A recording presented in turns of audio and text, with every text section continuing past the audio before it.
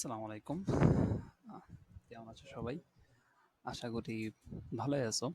আ এই লকডাউনের ভেতর অনেকদিন ধরেই তোমাদের পড়াশোনায় একটা লম্বা গ্যাপ চলে আসছে। তো সেই প্রয়োজনীয়তা থেকেই আ এই একটা অনলাইন প্ল্যাটফর্ম করার চেষ্টা করলাম, যাতে তোমরা তোমাদের পড়াশোনা চালিয়ে যেতে পারো। তো বেশি কথা বলব না, পড়াশোনায় চলে যাই। আজকে আমরা কেমিস্ট্রি ফার্স্ট পেপারের ৪র্থ অধ্যায়টা পড়ব, যেটার নাম হচ্ছে রাসায়নিক পরিবর্তন। তো কেমিস্ট্রি কয়টা চ্যাপ্টার মনে আছে তোমাদের, নাকি সেটা পড়াশোনা করতে করতে ভুলে গেছো? কেমিস্ট্রি কয়টা চ্যাপ্টার? আশা করি সবারই মনে আছে। কেমিস্ট্রি ফার্স্ট পেপারের ৫টা চ্যাপ্টার, সেকেন্ড পেপারের ৫টা চ্যাপ্টার। তো ফার্স্ট পেপারের মাঝখানের যে ৩টা চ্যাপ্টার, সেকেন্ড, থার্ড আর ফোর্থ, এই চ্যাপ্টারগুলো একটু একটু বড় চ্যাপ্টার। তো এইচএসসিতে আমাদের এই এই ৩টা চ্যাপ্টার থেকে মোট ২টা ২টা করে দেখা যায় যে ৬টা সৃজনশীল চলে আসে, কিংবা তারও বেশি মাঝে মাঝে আমরা এখান থেকে সৃজনশীল পাই। তো এই সব চ্যাপ্টারগুলো আমাদের জন্য খুব বেশি ইম্পর্ট্যান্ট। এদের মধ্যে ফোর্থ নম্বর যে চ্যাপ্টারটা রাসায়নিক পরিবর্তন, সেটাও অনেক বেশি গুরুত্বপূর্ণ। তো আমরা এই চ্যাপ্টার নিয়ে এখন কথা বলবো।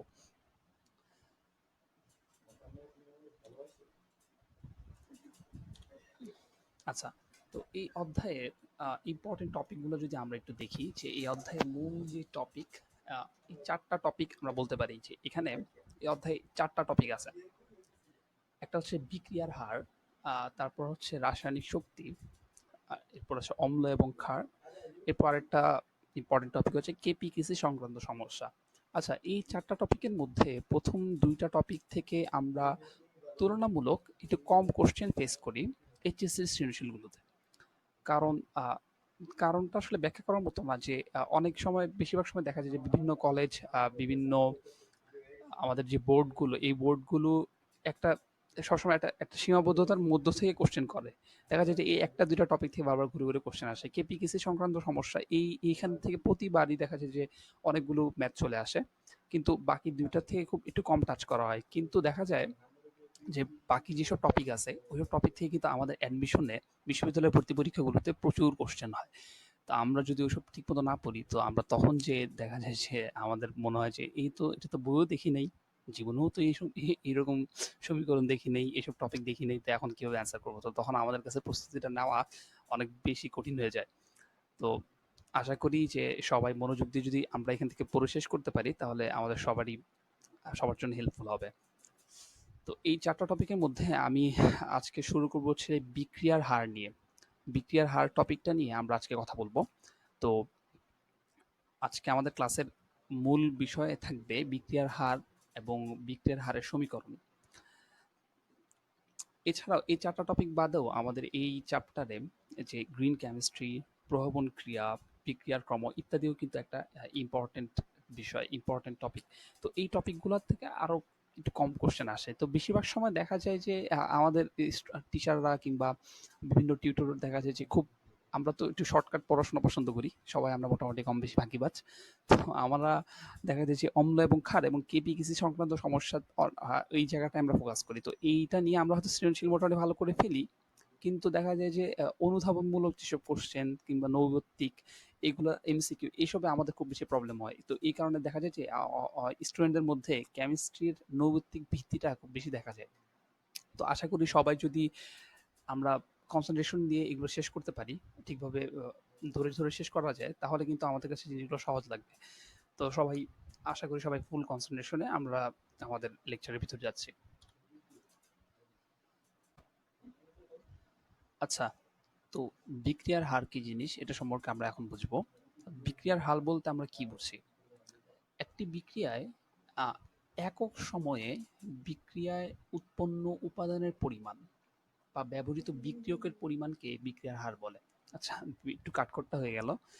আমাদের কখনো সংজ্ঞা দেখে এত সহজে বিষয়টা অনুধাবন করা সম্ভব না। তো আমরা একটু বোঝার চেষ্টা করি যে একটা বিক্রিয়ায় কিন্তু বিক্রিয়ক থেকে উৎপাদে পরিণত হয়। ক্রমশ দেখা যায় যে বিক্রিয়াটা সময়ের সাথে সাথে সামনে যাচ্ছে, অগ্রসর হচ্ছে, বিক্রিয়ক থেকে উৎপাদে পরিণত হচ্ছে।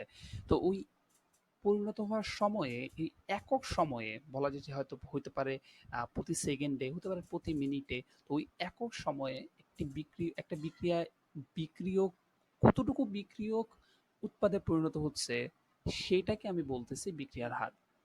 আমি আবার বুঝাই যে একক সময়ে ধরা যেতে পারে একটি ১ সেকেন্ডে, ১ মিনিটে। তো ওই ১ সেকেন্ড সময়ে কি পরিমাণ বিক্রিয়ক আমার উৎপাদে পরিণত হচ্ছে সেটাকে আমি বলতেছি বিক্রিয়ার হার। শুধুমাত্র যে বিক্রিয়া বিক্রিয়ক বিক্রিয়কের পরিবর্তন হবে এমন কিন্তু না। এমন হতে পারে এটা উভমুখী বিক্রিয়া। উভমুখী বিক্রিয়ার ক্ষেত্রে কি হবে যে যতটুকু আমার বিক্রিয়ক থেকে উৎপাদে পরিণত হইছে, উৎপাদও কিন্তু সমানভাবে বিক্রিয়কে পরিণত হইতে পারে। তো তখন দেখা যাবে বলতে পারি আমি যে একক সময়ে উৎপাদের পরিমাণের পরিবর্তন যেটা, সেটাকে আমি বলতে পারি বিক্রিয়ার হার। ওটা আমার বিক্রিয়ার উপর ডিপেন্ড করবে। তো কিন্তু নরমালি বলা যায় যে আমার যে বিক্রিয়ক, সেই বিক্রিয়কের একক সময়ে তার যে পরিবর্তনটুকু, সেটাকে আমি বলব যে বিক্রিয়ার হার। তো এই আমরা যদি একটু খেয়াল করি যে আমরা বিক্রিয়ক এটাকে পরিমাণ করি কিভাবে? তো বিক্রিয়ককে আমরা ঘনমাত্রা দিয়ে প্রকাশ করি। দেখা যায় যে মোল পার তো ঘনমাত্রার একক কি হয়? ঘনমাত্রার একক হচ্ছে মোল পার লিটার। আর তাহলে আমার রেটের এককটা কি হবে? আচ্ছা তুমি একটু চিন্তা করো যে আমরা জানি বেগের একক হচ্ছে মিটার পার সেকেন্ড। তো বেগের সংজ্ঞাটা কি ছিল? যে একক সময়ে বস্তু যতটুকু অবস্থান অতিক্রম করে বা একক সময়ে যত মিটার দূরত্ব অতিক্রম করে। তাহলে যদি অবস্থানের একক হয় মিটার আর বেগের একক হয় মিটার পার সেকেন্ড, কেন পার সেকেন্ড কেন আসছে? কারণ একক সময় জানতে চাচ্ছে। তো একইভাবে আমি বিক্রিয়ার হারের বেলায় বলতে পারি যে আমার যদি বিক্রিয়কের ঘনমাত্রা থাকে মোল পার লিটার, তাহলে তার একক সময় তার পরিবর্তনটা কিরকম হওয়া উচিত? মোল পার লিটার পার সেকেন্ড হতে পারে, অথবা হতে পারে মোল পার লিটার পার মিনিট, বিভিন্ন কিছু বলা যেতে পারে। তো আমি বলতে পারি যে মোল পার লিটার পার টাইম। আচ্ছা, তো এখন একটু যদি খেয়াল করি যে আমার ধরো এ একটি বিক্রিয়ক, এ থেকে বি উৎপন্ন হচ্ছে। তো টি ইকুয়ালস টু 0 সেকেন্ড যখন ছিল, মানে যখন সময় শুরু ছিল, তখন এ ছিল ১০ মোল। আর বি তখন কতটুকু থাকার কথা? যেহেতু বিক্রিয়া হয় নাই, যেহেতু সময়ই গড়ায় নাই, তাহলে বিক্রিয়া হবে না। তাহলে এ ছিল ১০ মোল, বি ছিল ০ মোল। ৩ সেকেন্ড পর দেখা গেল এ আছে ৬ মোল, বি আছে ৪ মোল। তাহলে এই ৩ সেকেন্ড পরে আমরা যদি জানতে চাই এই বিক্রিয়াটার আমার হার কিরকম ছিল, বিক্রিয়ার হার কিরকম ছিল, রেট অফ রিঅ্যাকশন কত ছিল, তাহলে আমরা কিভাবে বের করতে পারি? তুমি দেখো যে এখানে ৩ সেকেন্ডে আমার উৎপাদের পরিবর্তন কতটুকু হয়েছে দেখো তো। 4 মাইনাস 0, 4, ৪ মোল। ৩ সেকেন্ডে উৎপাদ বাড়ছে কিন্তু ৪ মোল। তাহলে ১ সেকেন্ডে কতটুকু বাড়ছে? নরমাল ঐকিক নিয়ম যদি আমরা করি বলতে পারবো কত? 4/3 মোল। আর এই যে এই ১ সেকেন্ডে কতটুকু বাড়ছে বা ১ সেকেন্ডে কতটুকু পরিবর্তন হয়েছে, এটাই কিন্তু আমার বিক্রিয়ার হার। তাহলে আমি কি বলতে পারি? এই ক্ষেত্রে আমার বিক্রিয়ার হার, রেট অফ রিঅ্যাকশন এটা কত? 4/3 মোল পার লিটার পার সেকেন্ড। একটু পরে খাবো। না পরে খাবো আরো। আচ্ছা ডিম ভেজে খাবো। মিষ্টি কুমড়া তরকারি খাইছি, ভালো লাগছে। না থাক, আপনার আন আগে। যদি থাকে তাহলে খাবো আর কি নিয়ে, আর যদি না থাকে তাহলে ডিম ভাজা খাবো। ডিম ভাজা খেলাম, সমস্যা নেই, আপনারা খান।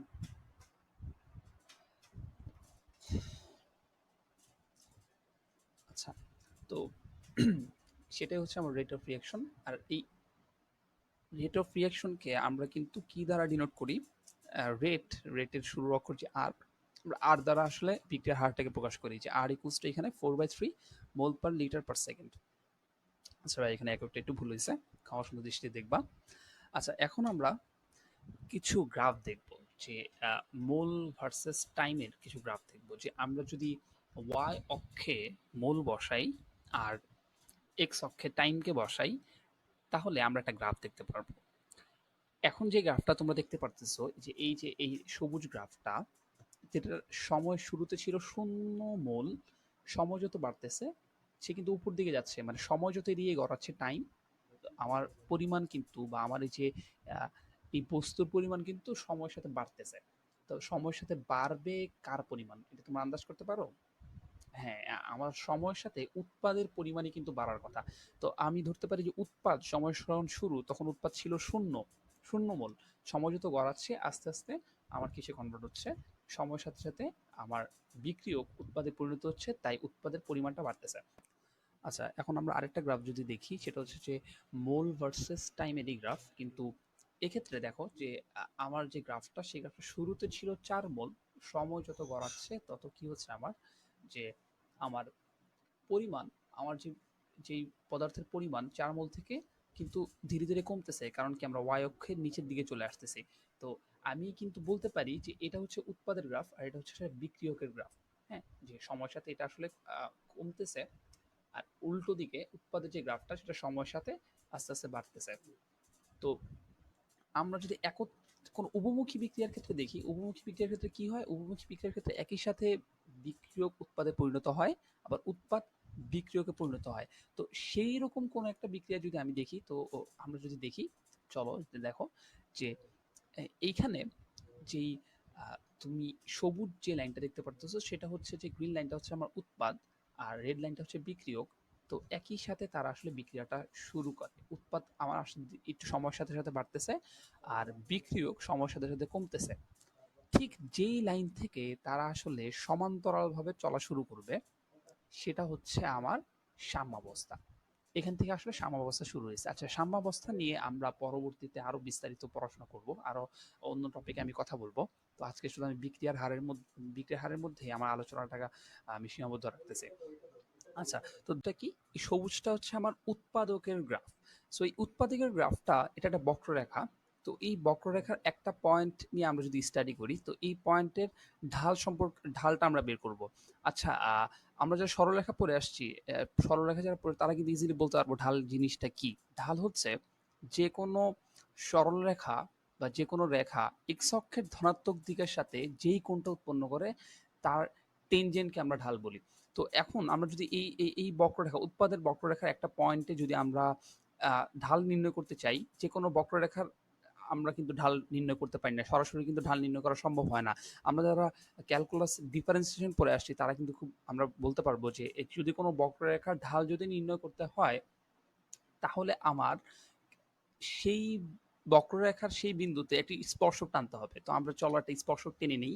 তো এই স্পর্শকটা আমার এক্স অক্ষের ধনাত্মক দিকের সাথে, ধরুন এক্স অক্ষের এই ধনাত্মক দিক এটা, এই এক্স অক্ষের ধনাত্মক দিকের সাথে যেই কোণ উৎপন্ন করছে তার টেনজেন্টটাই হচ্ছে আমার কি ঢাল হওয়া উচিত। এখন সেটাই।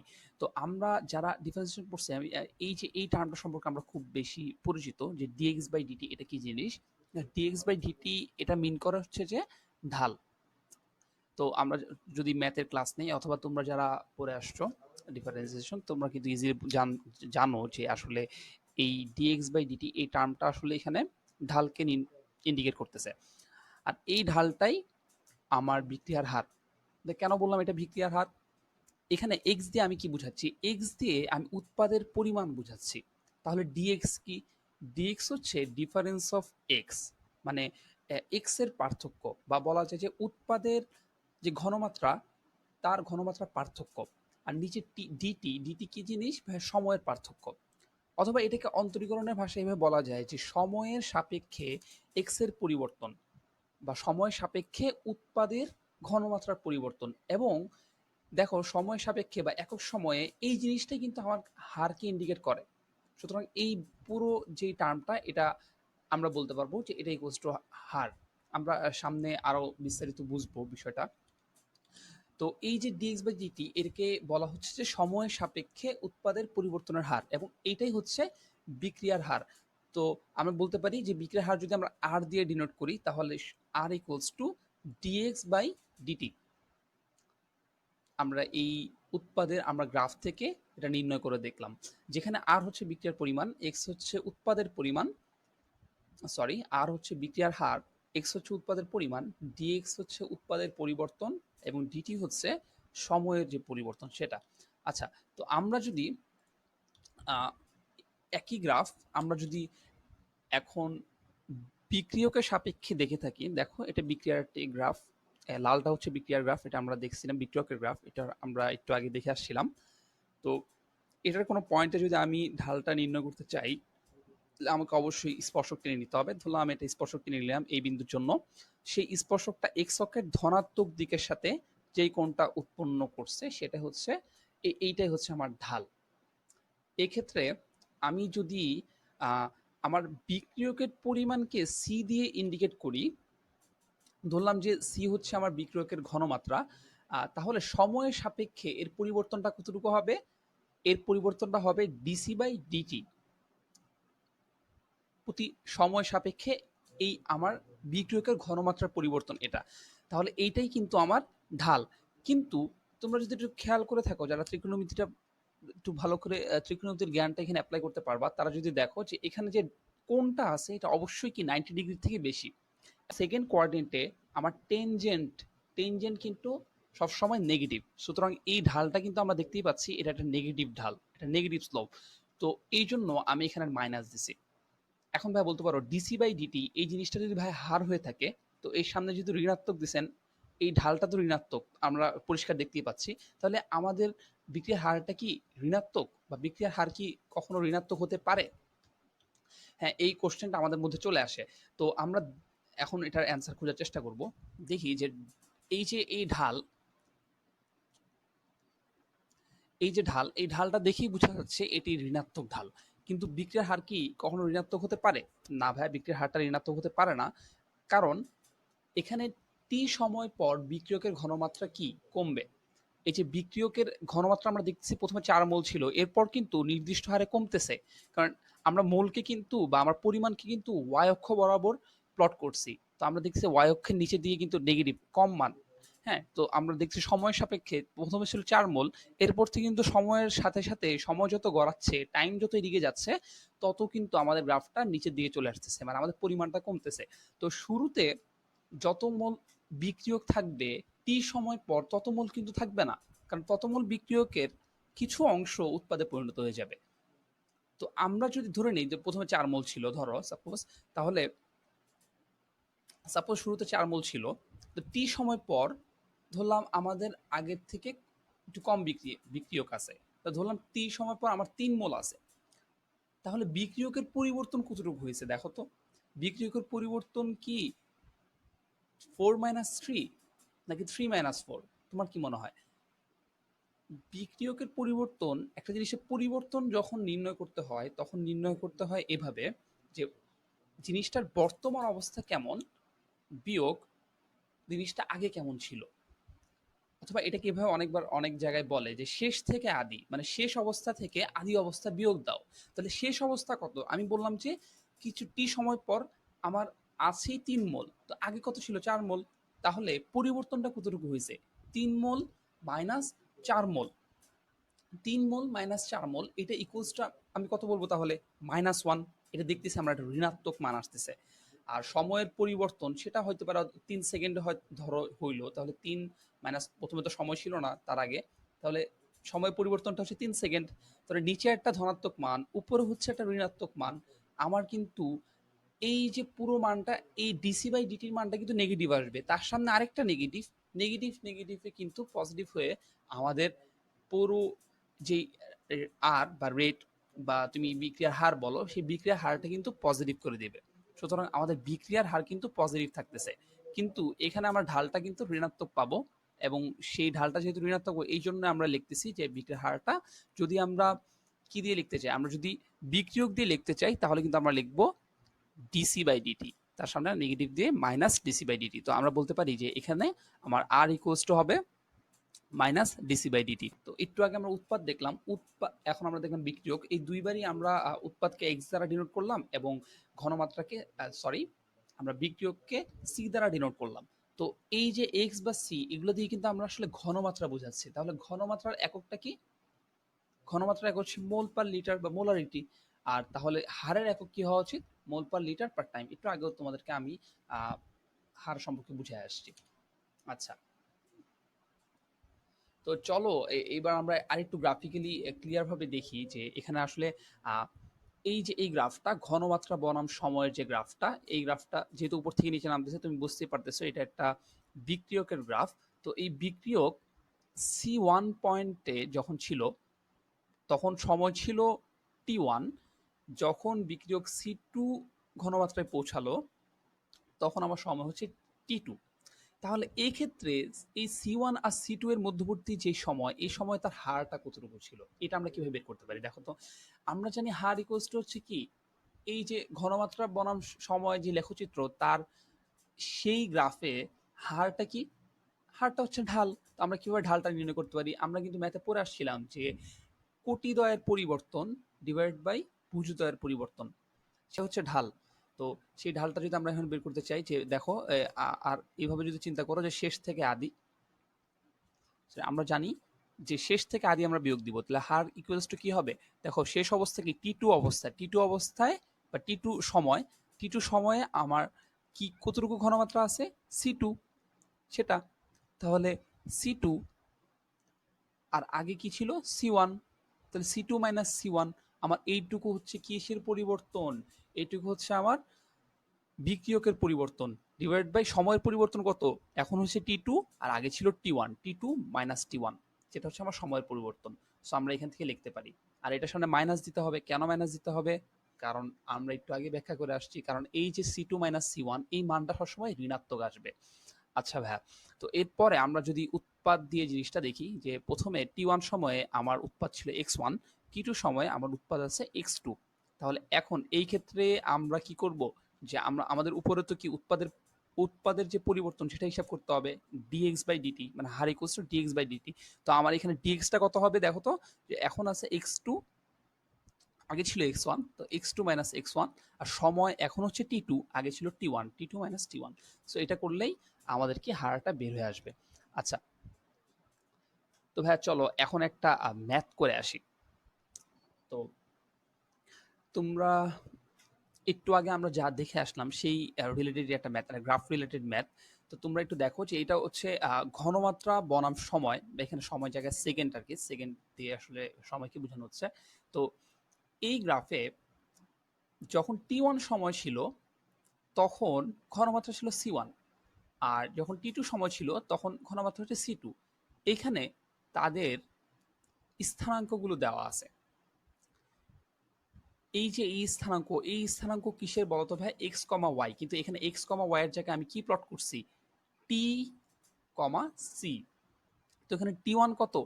2, সি1 হচ্ছে 6, একইভাবে টি2 হচ্ছে 4 আর সি2 হচ্ছে 3। তো আমরা এই ম্যাথটা কিভাবে সলভ করতে পারি দেখো তো, যে এই মিটার হার হবে আর ইকুয়ালস টু, আমরা জানি যে মাইনাস ডিসি বাই ডিটি। কেন মাইনাস? কারণ এটা হচ্ছে যে আমার বিক্রিয়কের গ্রাফ। আর এখন আমরা মাইনাস ডিসি, ডিসি কিভাবে বের করব? মানে ডিসি দিয়ে কি বোঝাচ্ছি? ডিফারেন্স অফ আমার বিক্রিয়কের, বিক্রিয়ক। তো এই বিক্রিয়কের ডিফারেন্সটা কিভাবে বের করা যায়? বিক্রিয়ক এখন হচ্ছে সি2 বর্তমান অবস্থা, তো সি2তে আমার বিক্রিয়ক কতটুকু? 3, 3 মোল, আর আগে ছিল 6 মোল। তাহলে কি 3 মাইনাস 6 দেখলাম। আর এখানে আমার সময়ের পরিবর্তন এখন হচ্ছে সময় 4 সেকেন্ড, আগে ছিল 2 সেকেন্ড। তাহলে সময়ের পরিবর্তন কত? টি2 মাইনাস টি1, মানে 4 - 2। সো আমরা যদি ম্যাথটা করে ফেলি, তাহলে আমরা দেব উপরে মান আসছে -3, নিচে আসতেছে 2, আর এক্সাক্ট মানটা আসবে কত? মাইনাস মাইনাসে প্লাস হয়ে আসবে 3/2, অর্থাৎ 1.5 mole per litre per second. Clear? আচ্ছা, তো আমরা বুঝতে পারতেছি যে আমরা মনে রাখবো যে ঘনমাত্রা বনাম সময় এই লেখচিত্রের ঢাল ঢালটাই হচ্ছে আমার বিক্রিয়ার হার। আর ঢালটা কিভাবে বলা যায়? যে কোটির পরিবর্তন ডিভাইড বাই ভুজের পরিবর্তন। দেখো আমরা এখানে এই কাজটাই করছি। কিন্তু বিক্রিয়কের বেলায় মনে রাখবো, বিক্রিয়ক যেহেতু কমতেছে, বিক্রিয়কের পরিমাণ যেহেতু কমতেছে, তাই আমরা বিক্রিয়কের পরিমাণের, বিক্রিয়কের হার লেখার আগে, বিক্রিয়ক দিয়ে হার লেখার আগে অবশ্যই আগে একটা মাইনাস বসায় নিব। আচ্ছা, তো আমরা এখন আরেকটা কোশ্চেন সলভ করি। দেখো যে এ থেকে বি পরিণত হয়, মানে এ একটা বিক্রিয়ক, বি হচ্ছে তার উৎপাদ। এই বিক্রিয়াটিতে এর প্রাথমিক ঘনমাত্রা 0.275 মোল পার লিটার, এবং বিক্রিয়া শুরু হওয়ার 5 মিনিট 20 সেকেন্ড পরে এর ঘনমাত্রা হ্রাস পেয়ে 0.125 মোল পার লিটার হলো। তাহলে এই সময়ে গড় বিক্রিয়ার হারটা আমাকে বের করতে বলছে। সো এখন আমরা আসলে ম্যাথটা কিভাবে করব? হ্যাঁ, চলো ম্যাথটা আমরা করে আসি। এখানে আমরা দেখতেছি যে আমাদের বর্তমান যে ঘনমাত্রা সেটা হচ্ছে যে সি2, যেটা হচ্ছে 0.125 মোল পার লিটার। আর আমাদের, সরি ভাইয়া, আর আমাদের আদি যে ঘনমাত্রা সেটা হচ্ছে সি1, যেটা হচ্ছে 0.275 মোল পার লিটার। আর সময়ের যে পরিবর্তন সেটা হচ্ছে টি 3 মিনিট 20 সেকেন্ড, যেহেতু সময়ের পরিবর্তন আমি বলতেই পারি এটা ডিটি। আচ্ছা, তো আমরা জানি আর ইকুয়ালস টু হচ্ছে ডিসি বাই ডিটি, কিন্তু যেহেতু এটা বিক্রিয়ক দিয়ে আমরা লিখতেছি সুতরাং অবশ্যই অবশ্যই আগে মাইনাস দিয়ে নিব। তো এখন বর্তমান অবস্থা হচ্ছে সি টুর মানটা কত 0.125 মাইনাস আগের আদি মানটা হচ্ছে 0.275 মোল পার লিটার। আমরা এককটা লিখলাম না। আর নিচে আমরা কি লিখবো, অবশ্যই অবশ্যই সেকেন্ডে নিয়ে যাই, সেকেন্ডে নিয়ে গেলে আমাদের জন্য ইজি হবে। তো 3 মিনিট 20 সেকেন্ড এটাকে আমরা লিখতে পারি, সরি এটা ছিল 5 মিনিট 20 সেকেন্ড।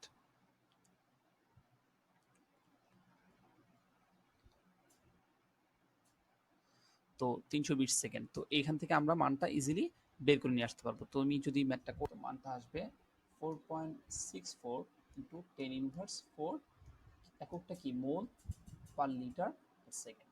তো এইভাবে তুমি ম্যাথটা এখানে করে ফেলতে পারবা।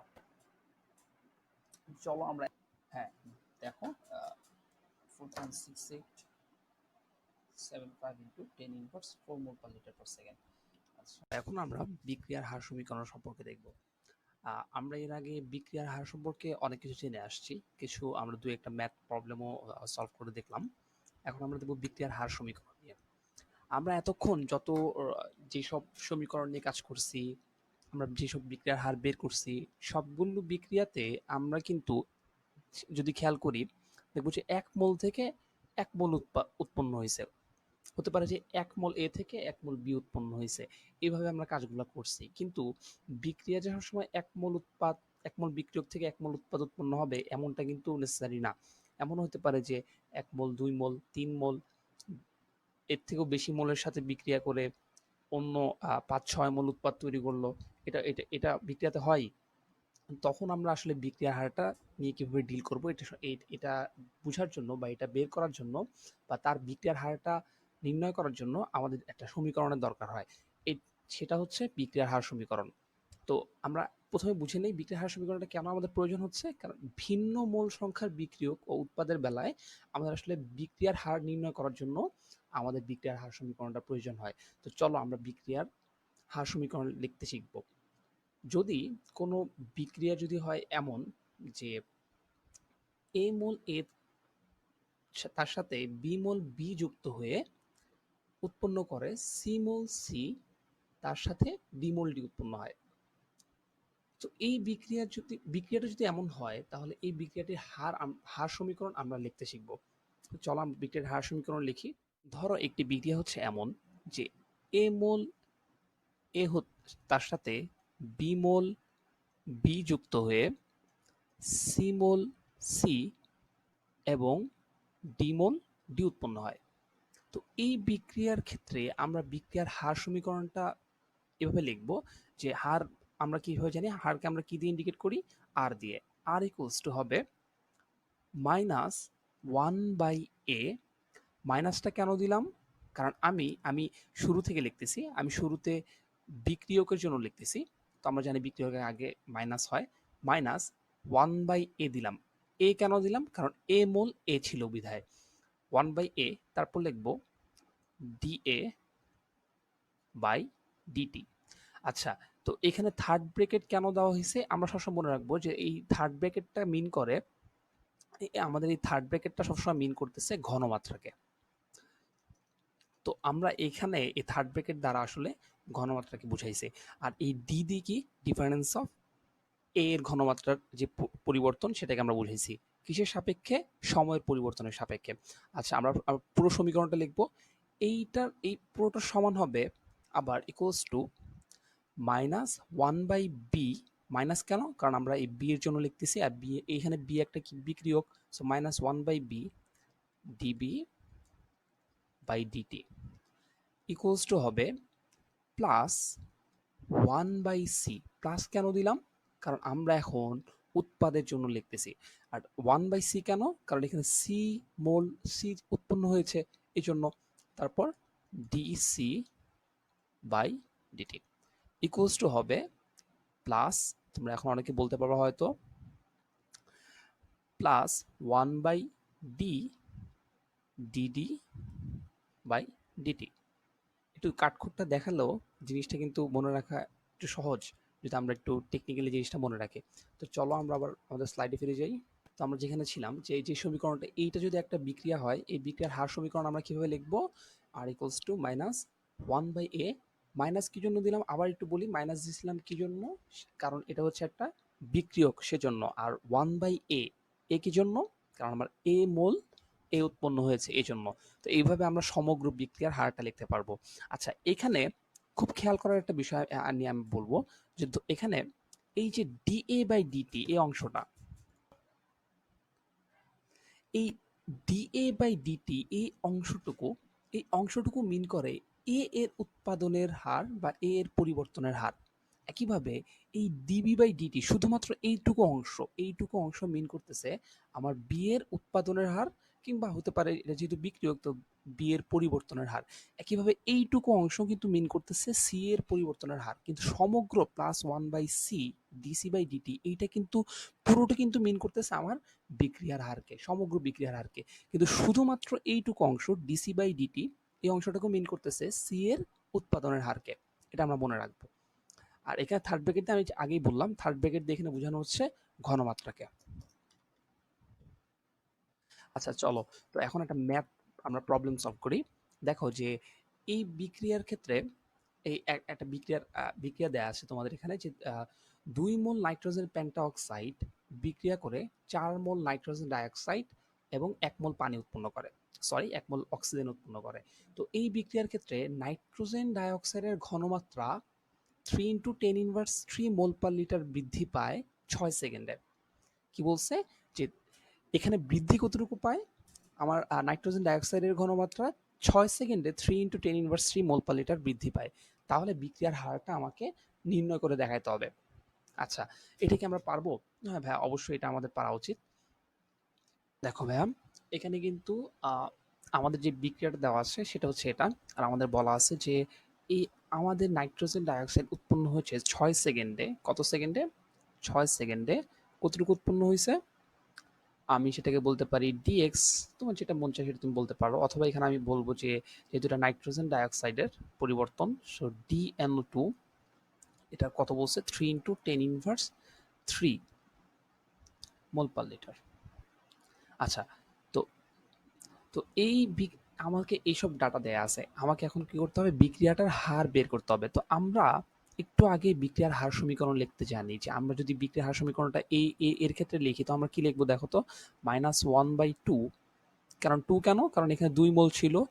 DN2O5 ডিভাইডেড বাই ডিটি, এটা ইকুয়ালস টু কি হবে? এটা ইকুয়ালস টু হবে +1/4 DNO2 by dt equals to হবে প্লাস 1 বাই, এখানে যেহেতু 1 মোল অক্সিজেনই সুতরাং 1/1 DO2 বাই ডিটি। দেখো, এটা কিন্তু আমরা লিখতে পারি। তো এখন দেখো এইখানের এই সবগুলোর মধ্যে আমার কিন্তু দেখো DN2O5 এইসব ডাটা কিন্তু আমার দেয়া নাই, DO2 এই ডাটাটা কিন্তু দেয়া নাই, কিন্তু আমার কিন্তু এই ডাটাটা দেয়া আছে DNO2। আর আসলে আমার যতটুকু আমার সময়ের পরিবর্তন ডিটি সেটা আমার দেয়া আছে। তো আমার আসলে ডাটা আসলে এই জায়গায় গিভেন ডাটাগুলো দেয়া আছে। সো আমি যদি হার বের করতে চাই, আমি এই সমীকরণের এই অংশটুকু নিয়ে আমি কি কাজ করে আমি আর কি হারটা বের করে ফেলতে পারবো। সো আমি কি লিখবো? আর ইকুয়ালস টু হচ্ছে এখানে কিন্তু +1/4 DNO2 মানটা কত দেয়া আছে? 3 × 10⁻³ মোল পার লিটার। আর নিচে সময় পার্থক্যটা কত? 6 সেকেন্ড। সো আমরা এইভাবে এখানে এটা করলেই আমি মানটা পেয়ে যাব। মানটা দাঁড়াবে 1.25 × 10⁻⁴ mole per litre per second. So আমরা আসলে দেখে নিলাম যে কিভাবে আসলে এই মানটা বের করা যায়। দেখো এখানে আমাদের উত্তরের সাথে উত্তর মিল আছে। তো আমরা পরবর্তী ম্যাথটাতে চলে যাই। দেখো এইটা যশোর বোর্ডের একটা কোশ্চেন। তোমাদেরকে বলে রাখি যে বিক্রিয়ার হার থেকে কিন্তু আমাদের বোর্ডগুলোতে একটু তুলনামূলক কম কোশ্চেন হয়। এই গত 2-3 বছরে আমাদের যশোর বোর্ড 2017-তে শুধুমাত্র একটা কোশ্চেন আমাদের আসছে। তাই বলে এই নয় যে এটা কম গুরুত্বপূর্ণ টপিক। আমাদেরকে অনেক ভালোভাবে এটা স্টাডি করতে হবে, কারণ এখান থেকে অনেক এমসিকিউ এছাড়া আরও অনেক ধরনের প্রবলেম আমাদেরকে দিয়ে দিতে পারে, যেটা আমাদের সলভ জানা থাকা প্রয়োজন। আচ্ছা দেখো, এখানে বিক্রিয়াটি এখানে কি দেওয়া আছে? দেখো এই প্রশ্নটিতে আগের যে বিক্রিয়া সেই বিক্রিয়ার ইকুয়েশনটি দেওয়া আছে যে 2 মোল নাইট্রোজেন পেন্টাঅক্সাইড বিক্রিয়া করে 4 মোল নাইট্রোজেন ডাইঅক্সাইড এবং 1 মোল অক্সিজেন উৎপন্ন করে। তো এখানে একটা চার্ট দেওয়া আছে যে এক পাশে সময় আর এক পাশে ঘনমাত্রা। তো সময় যখন 500 সেকেন্ড, ঘনমাত্রা তখন 0.22 ইন্টু 10 ইনভার্স 2 মোল পার ডেকামিটার কিউব। এই একক দেখে কেউ আবার ভয় পায় না। এক ডেকামিটার কিউব ইকুয়ালস টু হচ্ছে যে 1 লিটার। সুতরাং এটা আসলে মোল পার লিটারই লেখা আছে। তো কেমিস্ট্রি তোমাদের ইউনিট কনভার্সনটা অনেক ভালো জানতে হবে যে কোনটার সাথে কার রিলেশন কিরকম ভাবে হয় না হয়, আয়তন, ঘনমাত্রা, প্রত্যেকটা বিষয়ে তোমাদের ভালো দক্ষতা থাকতে হবে। তো এখানে 500 সেকেন্ডে আমার ঘনমাত্রাটা হচ্ছে 0.22 ইন্টু 10 ইনভার্স 2 মোল পার ডেকামিটার কিউব। আর 1000 সেকেন্ড যখন সময়, তখন আমার ঘনমাত্রাটা হচ্ছে 0.37 ইন্টু 10 ইনভার্স 2 মোল পার ডেকামিটার কিউব। তো বলা আছে যে বিক্রিয়াটিতে অক্সিজেনের ঘনমাত্রা সময়ের সাথে উপরোক্তভাবে পরিবর্তিত হলে বিক্রিয়াটিতে অক্সিজেন উৎপাদনের হার কত? তো এখানে আমাদেরকে কিন্তু বিক্রিয়াটির হার বের করতে বলে নাই, আমাদের বলছে অক্সিজেনের উৎপাদনের হার কত। যদি আমাদেরকে বিক্রিয়াটির হার বের করতে হইতো বলতো, তাহলে কিন্তু আমরা আর ইকুয়ালস টু সম্পূর্ণ বিক্রিয়ার হার সমীকরণটা লিখে তারপর আমাদের যেসব ডাটা দেয়া আছে ওখান থেকে আমরা ম্যাথটা কিন্তু সলভ করতে পারতাম। কিন্তু আমাদেরকে কিন্তু বলা আছে শুধুমাত্র অক্সিজেনের উৎপাদনের হার কত এটা বের করতে হবে। তো ভাই একটু আগে কি বলছিলাম যে সমগ্র বিক্রিয়ার হারের মধ্যে শুধুমাত্র ওই ডি O2/dt বা কিংবা মানে যেই উৎপাদকটা বা যেই বিক্রিয়কটা আমাদের দেয়া আছে ওই অংশটুকু পরিবর্তন, সময় সাপেক্ষে ওই অংশটুকু পরিবর্তন, সেটা আসলে শুধুমাত্র পার্টিকুলার ওই উৎপাদক বা ওই বিক্রিয়কের পরিবর্তনের হারটাকে বোঝায়। সো আমার এখানে লাগতেছে অক্সিজেনের উৎপাদনের হার কত। তো এখানে আমাকে দেখো যে 500 সেকেন্ড যখন ছিল সময়, তখন অক্সিজেনের ঘনমাত্রাটা দেয়া আছে। 1000 সেকেন্ড পর অক্সিজেনের ঘনমাত্রা সেটাও দেয়া আছে। আর O2 এর ঘনমাত্রার পরিবর্তন তাহলে কতটুকু হয়েছে? ভাই পরিবর্তন যখন আমি বলছিলাম তখন কি করতে হবে? শেষ সময় থেকে আদি সময় বিয়োগ করতে হবে। অথবা শেষ সময় এখন কত বর্তমানে 1000 সেকেন্ড, তো এখন বর্তমান সময়তে 1000 সেকেন্ডে কতটুকু আছে? 0.37 ইন্টু 10 ইনভার্স 2। তো এটা থেকে আমি কত বিয়োগ দিব? আগে 500 সেকেন্ডে যতটুকু ছিল সেই ঘনমাত্রাটা বিয়োগ দিব। দিলাম। আর নিচে কি সময়ের পরিবর্তন, সময়ের পরিবর্তন কতটুকু হয়েছে? 1000 মাইনাস 500। তো এখানে কত পাবো আমরা? 500 সেকেন্ড। সো এখান থেকে আমরা বাকি ম্যাথটা কিন্তু ইজিলি করতে পারবো যে অক্সিজেন উৎপাদনের হার কতটুকু হবে। জাস্ট dx/dt ওই আমার যেই অক্সিজেনের ঘনমাত্রা যে পরিবর্তনটা ডিভাইডেড বাই সময়ের যে পরিবর্তন, সেটা করলে আমরা আসলে এখানে আমাদের অ্যান্সারটা বের করে নিয়ে আসতে পারবো। তো আমরা এখন পরবর্তী কোশ্চেনে যাই। এটা বুয়েট 17-18 একটা কোশ্চেন। বুয়েটের কোশ্চেন দেখে তোমরা আবার ঘাবড়ে যাও না, খুবই সিলি একটা কোশ্চেন। আমি আশা করি তোমরা যারা মনোযোগ দিয়ে এতক্ষণ দেখছো, এতক্ষণ যিনি সব বিক্রিয়ার হার সমীকরণ সম্পর্কে ভালো করে বুঝছো, তারা খুব ইজিলি এই ম্যাথটা সলভ তোমরা করে দিতে পারবা। তো তো আমি বলি যে কোশ্চেনটা কি, যে অ্যামোনিয়া অক্সিজেনের সাথে নিম্নের সমীকরণ অনুযায়ী বিক্রিয়া করে। সমীকরণটা কি? যে 4 মোল অ্যামোনিয়া 5 মোল অক্সিজেনের সাথে বিক্রিয়া করে 4 মোল নাইট্রোজেন অক্সাইড তার সাথে 6 মোল পানি উৎপন্ন করে। তো কোনো মুহূর্তে অ্যামোনিয়া 0.24 মোল পার লিটার পার সেকেন্ড হারে বিক্রিয়া করে। কি বলছে? কোনো মুহূর্তে অ্যামোনিয়ার বিক্রিয়ার হারটা দেয়া আছে 0.24 মোল পার লিটার পার সেকেন্ড। তো এই হারে বিক্রিয়া করলে বিক্রিয়াটির হার সমীকরণ লিখতে বলছে এবং পানির উৎপাদনের হার বের করতে বলছে। তো আমাদেরকে এখানে কিন্তু দুটো জিনিস বের করতে হবে। তো এই কোশ্চেনের সলভ আমি তোমাদেরকে করাবো না।